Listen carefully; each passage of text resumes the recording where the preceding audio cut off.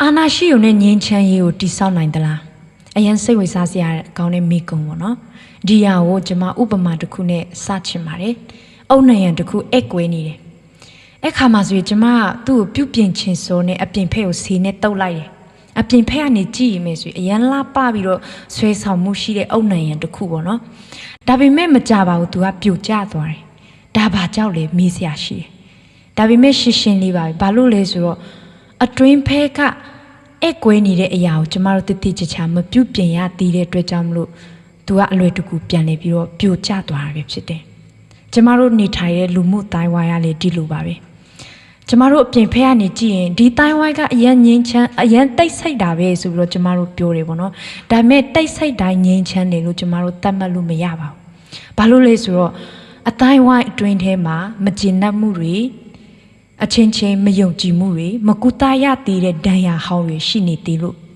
ပြဿနာတွေကထပ်ခါပြန်နေပြီးတော့မှပေါ်လာရခြင်းဖြစ်တယ်ပေါ့နော်ဒီအကြောင်းအရာနဲ့ပတ်သက်ပြီးတော့မှဓမ္မကျမ်းစာနဲ့ကျွန်မချိတ်ဆက်ပြီးတော့ဝေမျှသွားခြင်းပါတယ်ဓမ္မရာဆိုရင်ဒုတိယဆောင်ခန်းကြီး15ကနေ20တွင်စင်နရီယိုတစ်ခုပြီးတစ်ခုပုံကံမှုတစ်ခုပြီးတစ်ခုပြန်နေ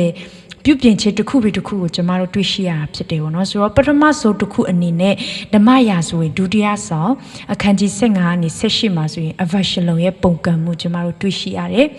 အဗရှလုံဆိုတာရှင်ဘုရင်ဒါဝိဒ်ရဲ့သားတော်ဖြစ်တယ်အဲ့ခါမှာဆိုရင်အဗရှလုံကသူ့ရဲ့ဖခင်နေရာသူလူချင်တယ်အဲ့ခါမှာလူထုတွေရဲ့စိတ်နှလုံးကိုသူကတိမ်ပိုက်လိုက်ပြီးတော့သူ့ကိုသူဘုရင်တိမ်မြောက်လိုက်တယ်သူဖခင်ကသူ့သားရဲ့လောက်ကြံမှုကြောင့်မြို့ကနေသူထွက်ပြေးရတယ်အတူချုပ်အနေနဲ့ပြောမယ်ဆိုရင်နောက်ဆုံးမှာစစ်ပွဲဖြစ်တဲ့အဗရှလုံကတပ်ဖြတ်ခြင်းခံရတယ်ဒါဝိဒ်ကသူကြားရတဲ့အခါမှာသူအိမ်မတန်မှဝမ်းနေတယ်ငိုကြွေးတယ်ဒါပေမဲ့သူဘာမှလုပ်လို့မရဘူးပေါ့နော်အဲ့ဒါပုံကံမှုတစ်ခုဒုတိယတစ်ခုခါကျတော့အခန်းကြီး19ရောက်တဲ့အခါမှာဆိုရင်ဒါဝိဒ်ကသူ့သားတည်သွားပြီလို့ပြောတဲ့အခါမှာဂျေရုရှလင်မြို့ကိုသူကပြန်လာတယ်အဲ့ဆိုတော့သူ့ရဲ့မြို့ကငြိမ်းချမ်းသွားပြီလားဆိုပြီးတော့ကျမတို့စဉ်းစားစရာရှိတယ်ပေါ့နော်မငြိမ်းချမ်းပါဘူးအဲ့မှာဆိုရင်ယူဒလူမျိုးနဲ့ဣသရေလလူမျိုးကရှင်ဘုရင်ကိုရှင်ဘုရင်ပြန်လာတဲ့ကိစ္စနဲ့ပတ်သက်ပြီးတော့အငြင်းပွားမှုထားရှိပြန်တယ်အဲ့မှာဆိုရင်ဘာတက်တည်ပြသွားလဲဆိုတော့မိန်းတပါးကြရှုံသွားတယ်ပုံကံမှုတစ်ခုပြီးသွားတယ်ဟုတ်တယ်ဒါပေမဲ့ငြင်းချမ်းလာဆိုတော့မငြင်းချမ်းဘူးပေါ့နော်ဆက်လက်ပြီးတော့ဓမ္မရာဆိုရင်ဒုတိယဆောင်ခန်းကြီး20တိကနေနေမှာဆိုလို့ရှိရင်ဗေယမေအမျိုးဝိခရိယတာရှေဘနမေရှိတဲ့အာဓမလူတယောက်ရှိတယ်ပေါ့နော်သူကလည်းဣသရေလလူမျိုးသူဘလို့ဖတ်ဆူဝဲလုပ်လဲဆိုတော့20တိမှာဖော်ပြထားတဲ့အတိုင်းပဲအိုးဣသရေလအမျိုးငါတို့ဒီဒါဝိဒ်၌တပုတ်ကိုမြမဆိုင်ယေရှဲဤသားကိုအမွေမခံထိုက်လူအပေါင်းတို့ကိုနေရာသို့သွားကြဆိုပြီးတော့မှတွဲလိုမျိုးပြောတယ်။အခါမှာဆိုရင်ဣသရေလလူမျိုးတွေကဒါဝိဒ်ကိုစွန့်ခွာပြီးတော့ရှေဘနောက်ကိုလိုက်သွားတယ်။အခါမှာဒါဝိဒ်တယောက်အနေနဲ့သူဘယ်လိုမျိုးပြန်နေပြီးတော့တုတ်ပြန်တယ်။အခန်းကြီး20 4ကနေ73မှာကျမတို့တွေ့ရှိရမှာဖြစ်တယ်။သူကစစ်တပ်ခေါင်းဆောင်အာမတကိုသူခေါ်ပြီးတော့စစ်တပ်ကိုစီယုံဖွင့်ရန်အတွက်စီလူတယ်ဒါပေမဲ့ချင်းချက်ထားတဲ့အချိန်နဲ့နောက်ကျသွားတဲ့အတွက်ကြောင့်မလို့ရွာဘာကသူ့ကိုပြန်ပြီးတော့တတ်တယ်အဲ့လိုမျိုးပေါ့နော်အဲ့မှာဆိုပြီးဗာတွေ့ရလေဆိုတော့တတ်သေးပဲတဖွဲ့သေးပဲဒါပေမဲ့အာနာချစ်ချင်းပြိုင်ဆိုင်မှုတွေရှိနေသေးတယ်ဆိုတဲ့အရာကိုတွေ့ရှိရတယ်ပေါ့နော်အဲ့ခါမှာတစိမ့်ပြီးတစိမ့်ကျမတို့ဗာတွေ့ရလေဆိုတော့ခေါင်းဆောင်တိုင်းကသူတို့မှာအာနာရှိတယ်စစ်တပ်ရှိတယ်လက်နက်ရှိတယ်ဒါပေမဲ့တကယ့်ငြိမ်းချမ်းမှုကိုသူတို့မတည်ဆောက်နိုင်ခဲ့ဘူးဆိုတဲ့အရာကိုတက်တည်ပြသွားတယ်ပေါ့နော်ဆက်လက်ပြီးတော့ကျမတို့ပြောမယ်ဆိုရင်ဓမ္မရာဆိုရင်ဒုတိယဆောင်ခန်းကြီး20 14ကနေ20မှာအချင်းကြီးကပြောင်းသွားတယ်ပေါ့နော်ဘာလို့လဲဆိုတော့ရှေဘကခုနဒါဝိဒ်ရဲ့စစ်တပ်ရဲ့အင်အားကြောင့်သူကြောက်ပြီးတော့သူထွက်ပြေးသွားတယ်ဘယ်ကိုထွက်ပြေးသွားလဲဆိုတော့ဗဲမာခပီအာဗီလာမြို့သူထွက်ပြေးသွားတယ်အဲ့ခါမှာဆိုလို့ရှိရင်ယွာဘာနဲ့သူ့ရဲ့စစ်တပ်တွေက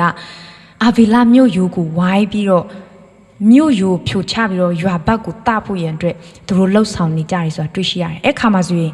အာဗီလာမြို့အမျိုးသမီးတူကပေါ့နော်ရဲနဲ့သူထွက်လာပြီးတော့ရွာဘနဲ့စကားပြောဖို့သူဆုံးဖြတ်လိုက်တယ်ပေါ့နော်။အခန်းကြီး20ခန်းငယ်18မှာကျမတို့တွေ့တယ်ပေါ့နော်။အမှုကိုဆုံးဖြတ်ပါစေတဲ့ကျမကဣသရေလအမျိုး၌အမှုမလုပ်ပါတစ္ဆာဆောက်တော်သူဖြစ်တယ်ဆိုတော့သူပြောတယ်။တနည်းအားဖြင့်ကျမတို့ရဲ့စကားအနေနဲ့ပြန်ပြောမယ်ဆိုရင်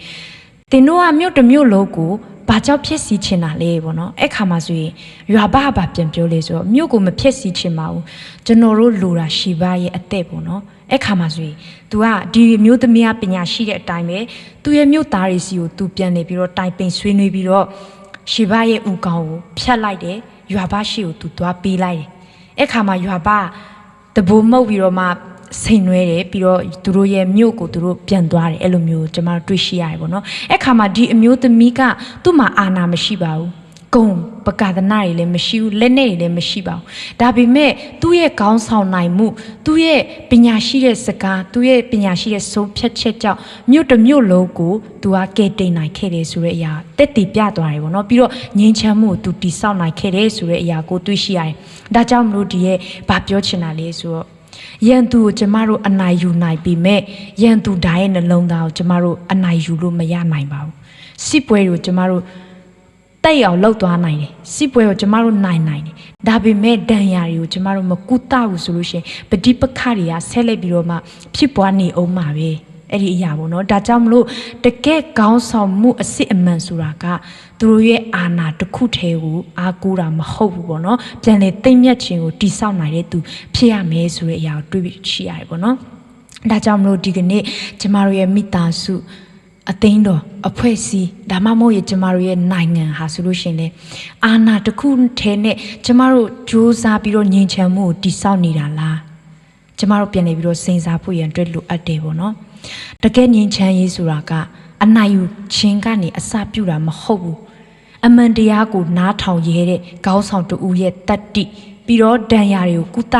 ရဲတဲ့ချစ်ချင်းမေတ္တာနားလည်မှုပြီးတော့ကွဲပြားမှုတွေကြားမှာယုံကြည်မှုကိုပြန်လည်တည်ဆောက်ခြင်းနဲ့စိတ်ကနေပဲစတာဖြစ်ပါတယ်ပေါ့နော်ဒါကြောင့်မလို့ဒီဗီဒီယိုကြည့်ရှုနေကြတဲ့မိတ်ဆွေတို့ဘာပြောချင်တာလဲဆိုတော့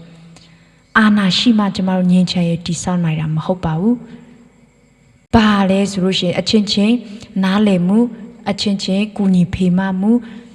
အချင်းချင်းပြန်လေသိမ့်မြတ်ခြင်းနဲ့တကယ်စစ်မှန်တဲ့ငြိမ်းချမ်းခြင်းကိုကျမတို့တည်ဆောက်နိုင်မယ်ဆိုတဲ့အရာကိုဝေမျှရည်နဲ့နှိကုတ်ချုပ်ပါတယ်ကျေးဇူးတင်ပါတယ်